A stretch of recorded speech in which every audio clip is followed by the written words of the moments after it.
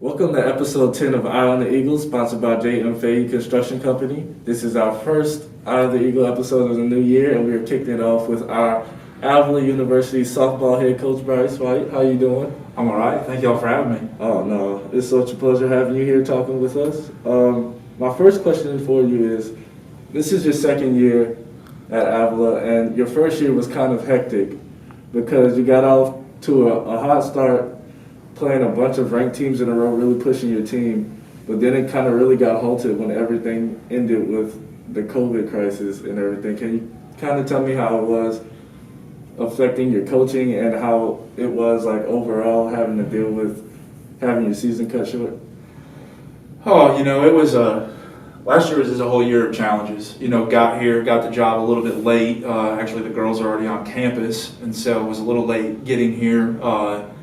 Then kind of running around all fall doing recruiting, and so, which that was decently normal, which just kind of getting some kids in. And then, of course, the spring hit, and, we went out and I think played Central Methodist in a couple games early at our place, got a couple good wins, and then, just really had a really top-heavy schedule with Morningside, Oklahoma City, Science and Arts, Hastings, Central Meth, Benedictine, who's a really good ball club, and just, we were definitely challenged. And, I think the COVID we really didn't know what was going on. Yeah. We were actually on spring break here on campus and getting ready to go play in a tournament. And so I don't think there was any coach in the country that kind of really knew what to expect and what was happening. I think if people remember back when we first shut down, it was 2 weeks. Yeah. And, we're still in that 2-week holding pattern. And so,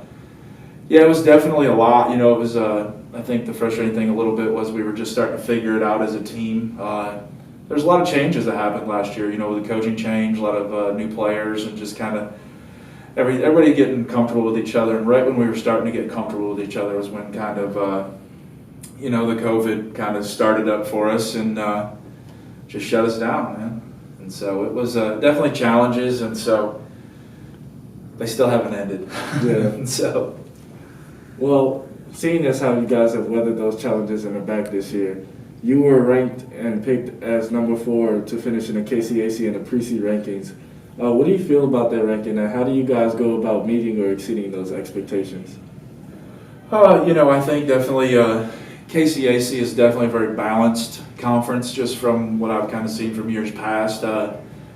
I didn't have the fortune last year of seeing any conference teams. Saw a couple, in some tournaments that we played, but wasn't able to play them, and so, just kind of going by the history of the conference, obviously McPherson, Friends, and Ottawa have always been up there, and so, being slotted in right behind them, I think that's a good mix. It's probably a good place for us. A lot of unknowns, and we're gonna have some freshmen and some sophomores and some transfers and some new arms, and so everybody's got something new, and so I like where we stand right now in the conference. I think it's gonna be a dogfight, and so just use that as motivation.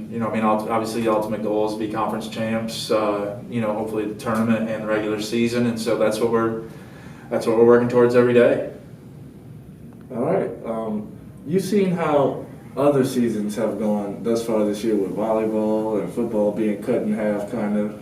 You see the struggles with the basketball teams and their schedule being rearranged. How do you plan on being able to combat, knowing there's a very likely spot in your season where things won't go as planned as far as playing games? I think just looking back to last spring when it kind of hit us, and obviously baseball, softball, and all the spring sports, and even basketball national tournament time was affected, but we were really hit pretty hard with just having something taken away pretty immediately, and so coming into this fall, we definitely had our struggles with quarantine and just everything like that, and so I think what I'm really stressing to my players and my program, just watching everybody else, is just really take it day by day. Enjoy the time that you get to be out on the field, because as a coach, I'm kind of sitting there waiting for that phone call saying, all right, this has happened and you could possibly lose half your team or position players or this and that to quarantine or anything, and so just taking it day by day. Really stressed with my kids. I know as coaches we've always said, enjoy, practice should be an escape. I'm really just trying to get through to them that this year, really more than any, there's so many outside stresses with just everything that's going on right now. Just really when we get out on the in between the lines, just to kind of just enjoy it. Because first off, we don't know, every day is not a given right now that we're going to be able to get out there and practice. But on the other side of that is these young ladies we need to have an escape. There's so many stresses of just whatever's happening in the world with COVID, political, and then their kids, they're also going to class and trying to graduate and trying to figure out what we got seniors trying to think what they're going to do for the rest of their life. And so,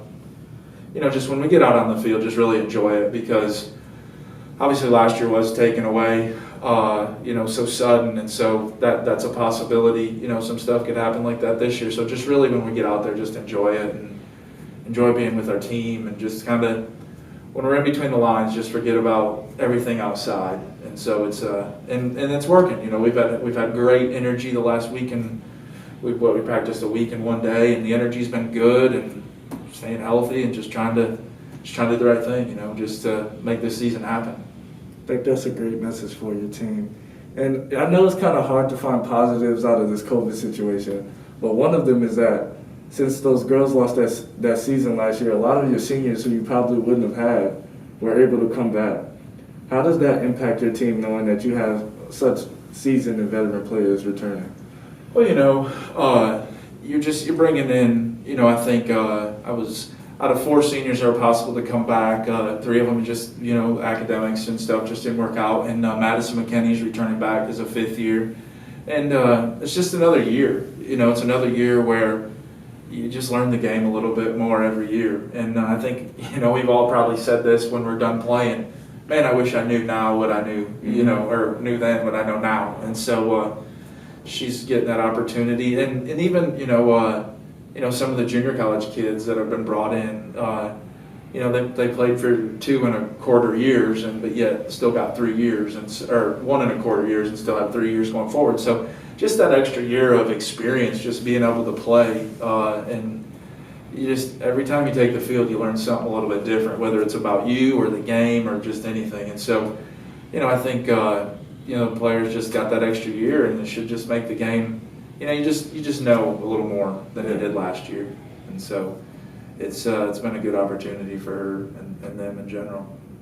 Well, we wish you luck with all of your season, and we are very looking forward to watching you guys get out there and compete.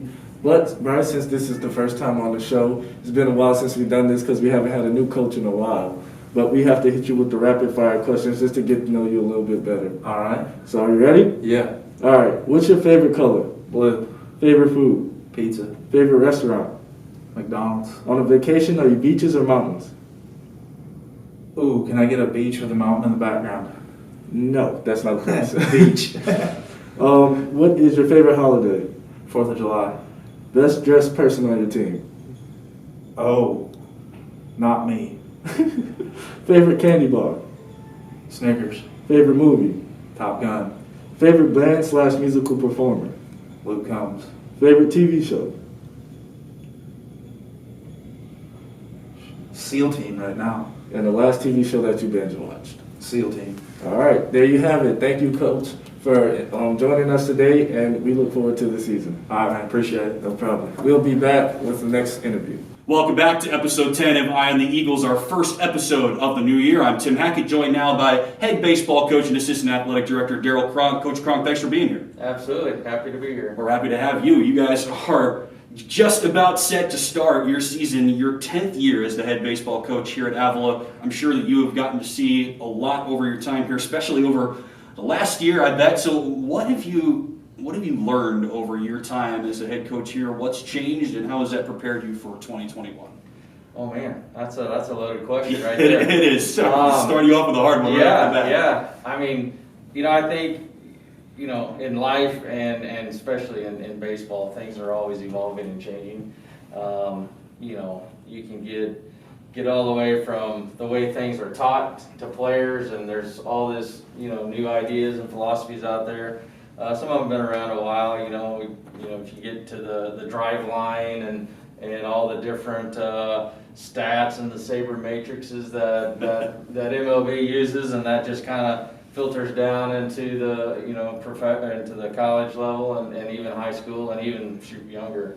But I try to look at myself, as being here 10 years as a head coach. I've obviously tried to draw on a lot of the programs and coaches that I've been around in the past, and that's proven really well for me. And there's no perfect science to any of this. Our players change sometimes every year.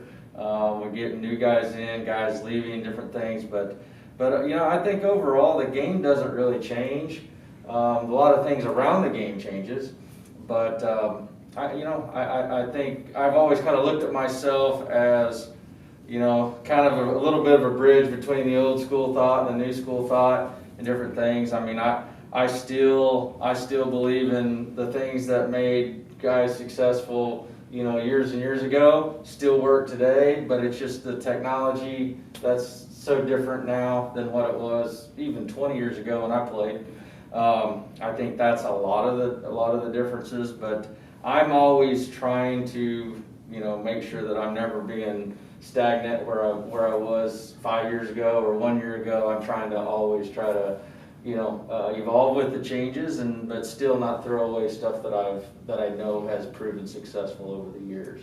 What are some of those things that you like to hold on to? Some of the things that made people successful 20 years ago that still work? I think just the work ethic of guys. It doesn't matter where guys come from, where they aspire to be. I think if guys work hard and do do the things that's asked of them, there's so many different ways and so many different philosophies on hitting and pitching and whatnot.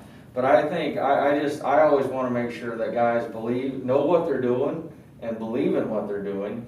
I just to throw one out, some of the new school thought doesn't bode well for like long toss guys.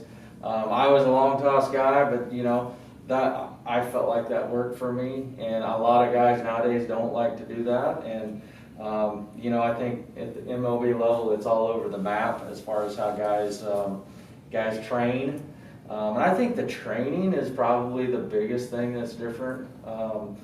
I remember in college, I went to Pitt State, and our football strength guy was our strength guy, and we just went in and tried to lift as much weight as we can. And I think there's elements of truth to that, but there's also a better thoughts and science that proves that different lifts are better than what we used to do. Sure. But we believed in it back then, and that's I think, could we have been better? Maybe, I don't know. But I think those kind of things change a lot. But I think the players themselves, don't really. A great player 20 years ago or 50 years ago is still going to be a great player today, and I think it still comes down to the individual on how hard they work and what's inside of them. What was some of the things that you guys learned last year specifically, having started up the season, having it get shut down obviously in the middle of things and having to adapt to that? It's been a crazy last 12 months for you, I'm sure. Yeah, I was in California recruiting. We had like little three-day window that we didn't have a game and a couple days off from practice, and I went out there and was recruiting, and all this, I didn't even know what COVID was, and, all this. But anyway, I was out there and was hearing all the rumors, and things were starting to really heat up. It was early March, and man, by the time I got home from that flight, heck, we were getting shut down, and we all thought, oh, it's just going to be a week or two, and this would blow over, and we'd be okay. And here we are, 11 months, and still dealing with it. We've got our mask on. Okay. A symbol of how it's persisted over the last year or so. Absolutely. Well, you maybe a positive element to that is that you were able to bring some people back into the fold for this coming calendar year, this coming season that maybe you weren't expecting to. But regardless of that, can you tell us about some of the key players that you've got returning for the 2020-21 season that fans are going to be used to hearing about? Yeah, absolutely. just on the pitching side, we returned Justin Lohman. He's been around for a few years, and you know, with COVID and everyone getting years back, and you know, all the JUCO guys, you know, would be coming in here as juniors. They're still got 3 years of eligibility, but Justin Lohman is a name that's has logged a lot of innings here. On the position side, Hunter Reed's a guy that's been around quite a little bit. Trace Klinkenbeard, he's back. Jack Verdon, some guys that have been in the system and been, you know, have at least 2 to 3 years of playing experience. Those are some guys that are all back, and you know, we lost a few guys, but a lot. We've had a few guys that's returned. Ty Cody's another guy that's got some good innings under his belt. So we're excited. You know, as always cautiously optimistic, but got a good mix, I think, of new guys and returners. How about some of those new guys? Like, who are some of the new faces, freshmen or otherwise, that you're looking forward to bringing in? Well, I mean, right off the top, on the pitching side, we've got Keaton Ashby, a junior college transfer from Michigan. And he's you know, he's gonna look to be on the mound this weekend for us. And we've had Briley Burrow, a transfer from Hannibal LaGrange. He's a young guy, but had some experience last year as a true freshman. Of course, he's got 4 years of eligibility still left, and really like his attitude and what he brings, and just kind of you know, knows how to pitch, knows how to set guys up, and that's so huge coming from you know, the high school ranks to the college ranks of guys actually learning how to set hitters up, how to pitch, not just throw hard and try to get guys out with the fastball. You know, we obviously love that, but it's so much more to it than that. Reyes Willis is a middle infielder from Mississippi. Excited about him, and you know, yeah, we just we've got some components. Kurt Trotter's another guy from Southern California, big strong kid. I'm excited, big time arm as far as throwing. He's actually a catcher that we've kind of moved over to the outfield this year. We have a 4-year guy from a Division II school in North Carolina as a catcher. He's just, I mean, I could have probably mentioned him first possibly, but save him for this last one. But Jared Fry is his name. He's just a quiet leader. He goes about his business. You don't really hear him talk too much, but he's a switch hitting catcher. Got some power from both sides of the plate. Got a really good arm. Handles the pitching staff really well. Calls a good game. Just a seasoned guy that we're very, very lucky to have him here. Actually, he's in grad school. So due to COVID, we're gonna reap the benefits of having him this year. So we're really excited about Jared Fry. Started the last couple of years at Chowan in North Carolina, right? Yes, anytime you can get somebody from Murfreesboro, North Carolina, you jump at the opportunity. Right. I'm from that general area, so I kind of understand how it works. But okay, this week you've got your first series of the season. Kind of stunning to believe as we are here at the end of January, but that's how it goes. Can you tell me like how the series work at this level, at the NAIA level? Because I know that you've been at it a while, and fans of your program know how it works. But if you're used to kind of the more, I don't want to say normal, but maybe traditional college series where you've got a game on Friday, Saturday, and Sunday, it's a little bit different at this level, right? Yeah, absolutely. Those weekends can happen sometimes, but for the most part, we play mostly 3-game series. There's some 4-game series. We'll have a few here non-conference series that'll be 4-game series, but for the most part, we'll play a 9 and a 7, and then usually end with a 9. Okay. So yeah, that's kind of how it works at the NAIA level, unless you play 4 games. But there's a mixture of both for sure.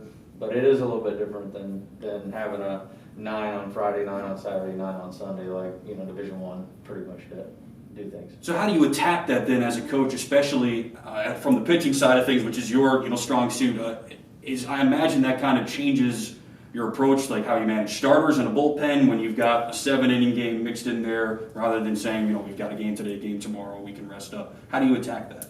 Well, I think the big thing is we know on our starters, we know who's going to start, and they know that obviously going into it.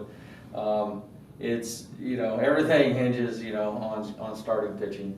But as long as if in a perfect world when our starters give us a great game and go deep into the game, we're set up pretty good. But we all know that don't always happen, and sometimes a guy gets roughed up in the first or second inning of game one, and you're in a tough spot when that happens. There's no doubt about it. You're in a tough spot, and then you depend on some couple guys to come out of the pen and just fill those, fill the void of what maybe the starter didn't do right, or obviously could be a lot of contributing factors that happen with that. So a couple of errors could change everything as well. It ain't just always the starting pitcher, but yeah, that's that for us.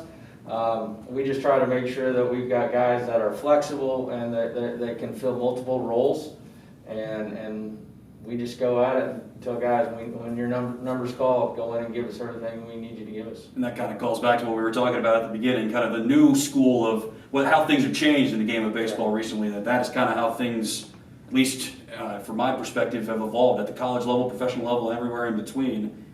Pitchers know that they don't necessarily have that defined role as much as they used to, perhaps, and they've got to be ready to go, perhaps at any given moment. Right. Yeah, absolutely. I mean, the big league level, your starters, you hope gives you 5 or 6 innings, and you got a 6th or 7th inning guy, and you got a setup guy, and then you got your closer.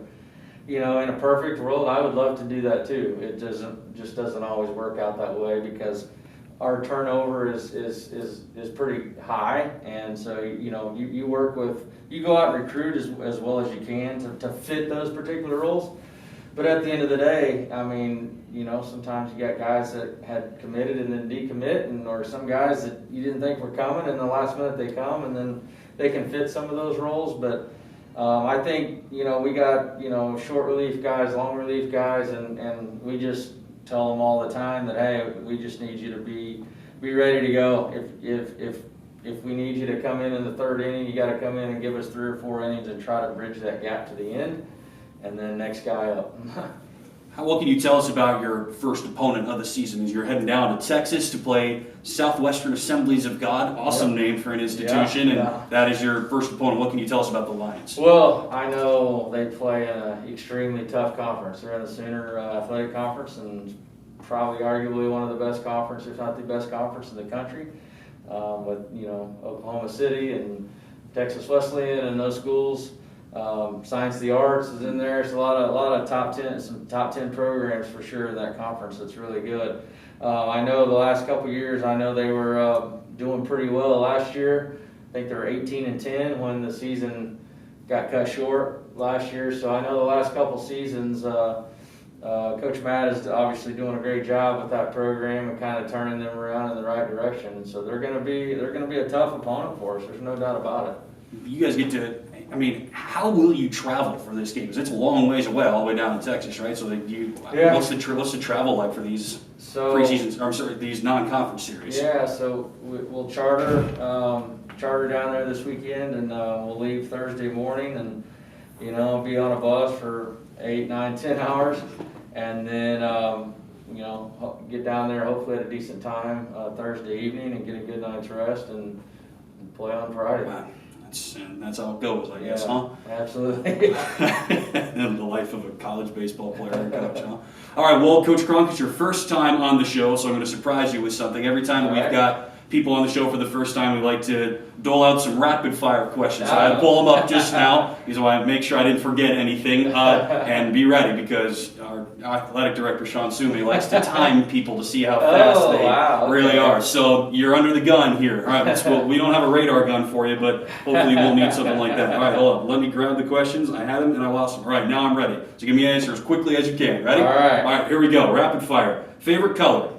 Red. Favorite food? Tacos. Favorite restaurant? Oh, I'll go with Longhorn Steakhouse. When you are on a vacation, you prefer beaches or mountains? Beaches. Favorite holiday? Christmas. Who is the best dressed player on your team? Oh, man, that's a tough one. Want to go just coaches, best dressed coach? Best dressed coach, I'll go Chris Begg. I'm sure he'll be happy to hear that. Favorite candy bar? Twix. Good answer. Favorite movie? Shawshank Redemption. Favorite band or musical performer? Oh man, that's tough. I'll go George Strait. Favorite TV show? Man, when I was a kid, it was the Baseball Bunch. You remember that? No, sorry. Right now, I would probably go King of Queens. And what is the last TV show that you binge watched? Ooh, does Netflix count? What? Yeah, something on Netflix. Ozark. Ozark, good answer. All right. That's going to do it for this episode of Eye on the Eagles. Coach Cronk, thank you for being on the show. Catch Coach Cronk and the Eagle baseball team in action starting on Friday. Check our schedule on avilaathletics.com for full-time information and links to watch from wherever you are in the country. Coach Cronk, thanks for being here. For Darien Minor and for all of us here at Avila Athletics, I've been Tim Hackett. We'll see you next time on Eye on the Eagles.